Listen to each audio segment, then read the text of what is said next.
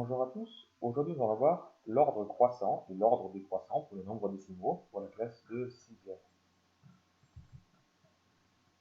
Parce que le but c'est d'ordonner une liste de nombres. On va vous donner une liste, il faudra l'écrire dans l'ordre croissant ou l'ordre décroissant. Alors, on va essayer de ne pas se mélanger dans les deux, ce qui arrive assez souvent quand même. Donc ranger une liste de nombres dans l'ordre croissant, c'est l'écrire du plus petit au plus grand. Et ranger une liste de nombres dans l'ordre décroissant, c'est l'écrire du plus grand au plus petit. Alors, comment faire pour ne pas se tromper? Déjà pour le mot croissant, ça vient du mot croissance. Et quand vous êtes en pleine croissance, c'est qu'au début vous êtes petit et vous devenez grand. Donc l'ordre de croissance est du plus petit au plus grand. Donc forcément la décroissance, on peut dire également, c'est qu'on diminue. Donc c'est du plus grand au plus petit. Alors on va faire un exemple, on va prendre une liste de nombres. Donc 5,8, 6,03, 5,08, 4,8, 5,2, 6,1 et 5,231. Donc le but, c'est de le faire dans l'ordre croissant. Alors, ici, la liste n'est pas très grande, hein, donc on peut le faire assez facilement. Mais si vous avez une grande liste de nombres, il faut essayer de ne pas en oublier, parce que ça arrive assez souvent, et faire par ordre. Donc déjà, on va essayer de regarder, on va essayer de comparer les parties entières. Donc ici, dans les parties entières, il y en a qui commencent par 4, il y en a qui commencent par 5, et d'autres par 6. On doit faire l'ordre croissant. Donc l'ordre croissant, c'est l'écrire du plus petit au plus grand. Donc déjà, le plus petit, c'est celui qui va commencer par 4. Il est tout seul, donc c'est forcément le plus petit.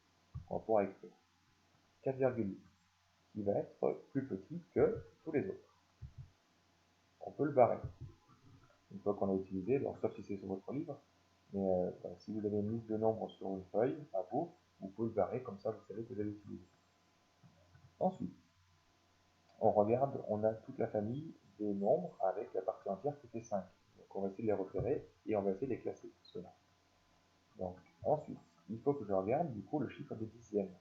Donc celui qui est le plus petit, c'est le 0, le 5,08. Et une fois qu'on l'a, on peut le barrer. Ensuite, on a ensuite un 5,2 et 5,232 à comparer. Donc ils ont le même chiffre des dixièmes, mais par contre, le chiffre des centièmes pour 5,2, ben, il n'y en a pas, donc c'est 0. Et après, de l'autre côté, c'est 3.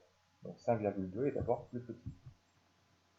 Une fois qu'on l'a choisi, on peut le barrer. Ensuite, bien sûr, ça va être 5,231. Ensuite, il reste plus que 5,8. Voilà. Et ensuite, on va chercher la dernière famille de nombres. Donc, il y a 6, quelque chose. Alors, il ne faut pas se mélanger. Donc, 6,03, on a l'impression que 3 est plus petit, parce qu'il n'y a que 1 de côté. Attention à l'erreur. 3, c'est des centièmes, 1, c'est des dixièmes. Donc, je vais comparer les chiffres des dixièmes. Et donc, il y en a un qui est à 0 et l'autre qui est 1. Donc, c'est d'abord 6,03 d'abord.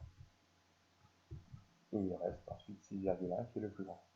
Donc, bien ordonner les nombres dans ce sens-là en mettant bien les symboles. Et puis, si jamais on demande l'ordre décroissant, c'est exactement la même chose. Il ne faut pas le lire de la gauche à la droite. Il faut tout réécrire de la droite vers la gauche. Donc, si on le fait, c'est 6,1 le plus grand. Il est plus grand que 6,03, qui est lui-même plus grand que 5,8, etc. Donc, il suffit d'écrire dans l'autre sens.